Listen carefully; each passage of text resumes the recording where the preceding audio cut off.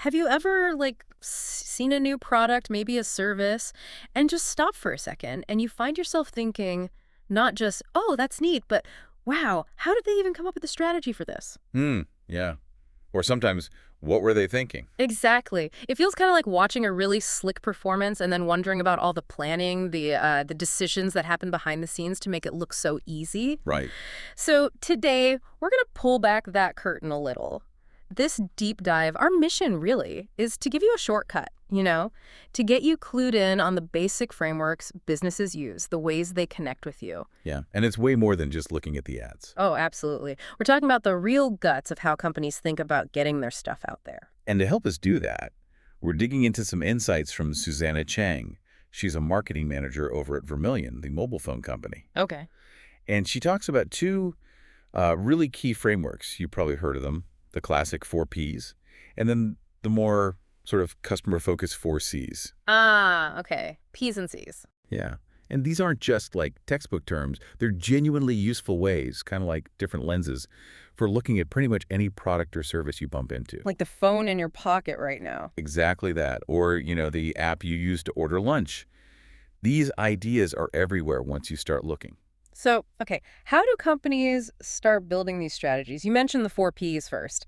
That sounds like the old school way. Well, yeah, it's the traditional starting point, often called a marketing mix. Yeah. It's basically the set of ingredients, the main things a company controls and mixes together. Right, mixing them differently for different products, different buyers.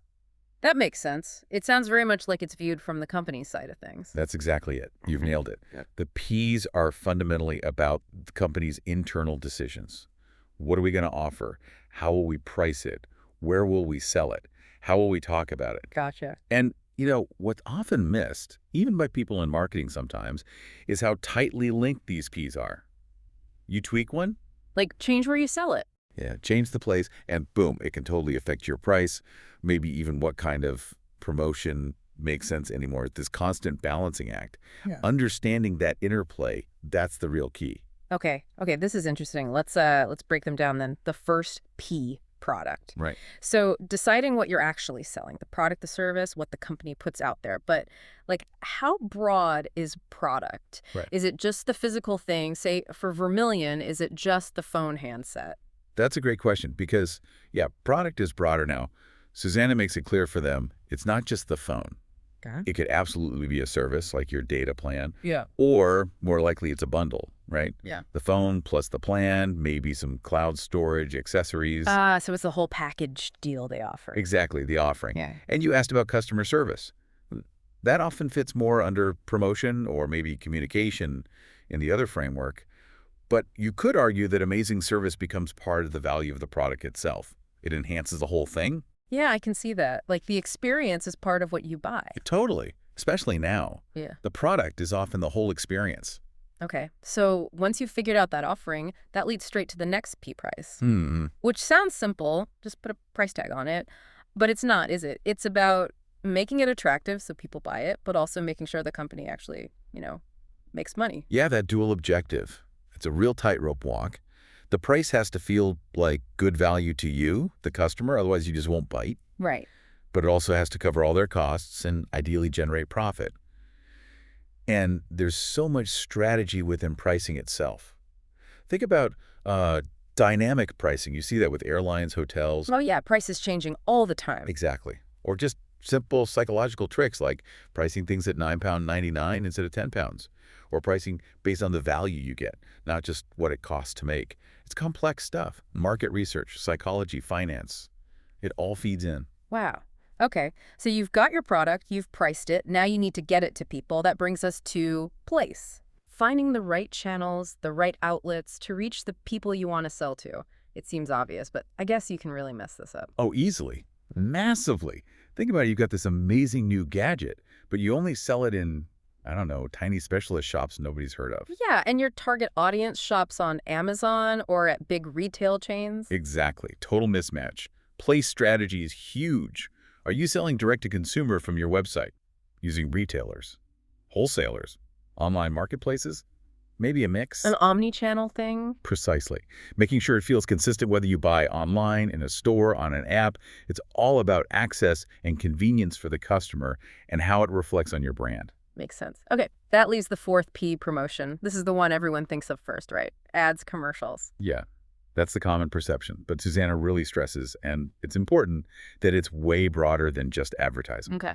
Like, Well, she says it's all the activity supporting the product. Think PR, sales discounts, direct mail, having salespeople. But also, crucially, she includes everything from pre-sales information to after-sales service. so the support you get after you buy is part of commotion. Absolutely. It's all part of building that relationship, building trust, keeping you as a customer. It's not just shouting, buy my stuff. It's informing, persuading, reassuring, supporting. Got it. Pre-sales info too, like reviews and specs online. Yes, exactly. In today's world, promotion includes content marketing, social media stuff, working with influencers, targeted digital ads. It's a huge, evolving area. Which explains why Susanna says her job isn't just organizing advertising campaigns. She's working with engineers on the product, finance on the price, connecting all the dots inside the company. Right, and that's what's so revealing. Even using this traditional four-piece model, you see how marketing has to be this central, cross-functional thing. It's like an orchestra conductor. Kind of, yeah. Pulling together all these different parts of the business to create one coherent offering for the market. It ensures everyone's pulling in the same direction. But, okay, thinking only from the company's perspective, the four Ps, that feels a bit incomplete, doesn't it? Like you're missing the other side of the conversation. That's exactly the point Susanna makes. To really connect, businesses need to flip the lens, see things from your perspective, the customer's perspective. And that's where the four Cs come in. That's where the four Cs come in. It's like looking at the same view, but through a different window, one focused purely on the customer. And it really changes things. It stops being about the company pushing stuff. And becomes about the customer wanting it because it solves their problem. Precisely. It fosters what she calls a true customer orientation or customer focus, which, honestly, is essential if you want to stick around long term. It shifts the whole mindset from what do we want to sell to what does the customer actually need. Okay, I'm intrigued. Let's break down these Cs. How do they map to the Ps, but from the customer angle? First up, instead of product, you have customer solution. Right, so the focus shifts. It's not about the features of the thing the company made. It's about finding a solution to a customer problem. Problem solving first. Empathy. Exactly. And Susanna gives a brilliant example from her own industry, pay-as-you-go phones. Yeah, I remember when those became big. She says it was a dream solution for parents worried about children running up big phone bills. See, it wasn't just selling a phone plan, it was solving a real anxiety for parents. That's a great example. It's not about the tech specs, it's about the peace of mind. Exactly. It's about understanding the underlying job the customer's trying to get done, the need they have, and then building the solution around that. Okay, makes total sense. So next, instead of price, we have customer cost, which obviously includes the money you pay, the price tag. But Susanna says it includes more. The price related to not buying another product. What does that mean? This is such a critical insight. It's about the total cost to the customer, not just the sticker price. It brings in the idea of opportunity cost. Okay. So her example is, if you buy a really fancy smartphone, maybe you don't then have the money left over for that laptop you also wanted. That's part of the cost of the phone decision. The trade-off, what you give up. Exactly. But customer cost is even broader than just money trade-offs. Think about the time it costs you to research something or to travel to a store. The effort it takes to learn how to use a new gadget. Or the hassle of switching from a competitor. Yes. Switching costs, even the psychological cost, like the stress of making a big purchase decision. All of that is part of the customer cost. Understanding that gives companies a much richer picture of your decision process. That's really insightful because, price isn't just the number. Okay, third C, mapping from place, is convenience. Right. So not just where they put their shops, but making it easy for me, the customer. How does that work? It's about distributing our products in the way that is most convenient for each type of customer. The key is most convenient. So it might be different for different people. Absolutely. Susanna mentions deciding on shop locations, sure. But convenience today could mean super easy online ordering, next day delivery, click and collect. It could mean a really simple setup process for a device. Or having customer service available 24/7. Exactly. Or having a really intuitive app. It's about minimizing friction across the entire customer journey, finding, buying, using, getting help. And what's convenient for a busy commuter might be different from a retiree. Companies need to understand those different needs. Right. Making it effortless, basically. That's the goal. Okay, final C. Instead of promotion, we have communication with the customer. Yes. Which, okay, advertising is communication to the customer, but Susanna says it's two-way. Customers communicate back. This is fundamental. It's not just the company broadcasting messages outwards anymore. Customers talk back through helplines, emails, social media comments, online reviews, feedback forms. So it's a dialogue. It has to be a dialogue. Yeah. This two-way flow is gold for companies. Yeah. It's how they find out more about what our customers want. It's how they get direct feedback to change or improve what they offer. And even get ideas for totally new things. For sure, listening to customers is one of the best sources of innovation. It transforms marketing from just shouting into actually listening and responding, building a real relationship. Wow. Okay. So, stepping back, we've covered a lot.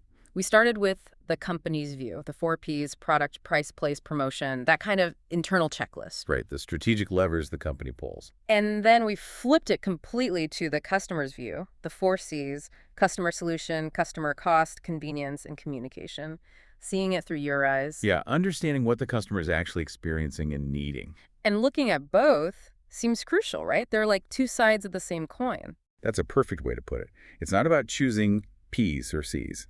It's about using both to get a complete picture.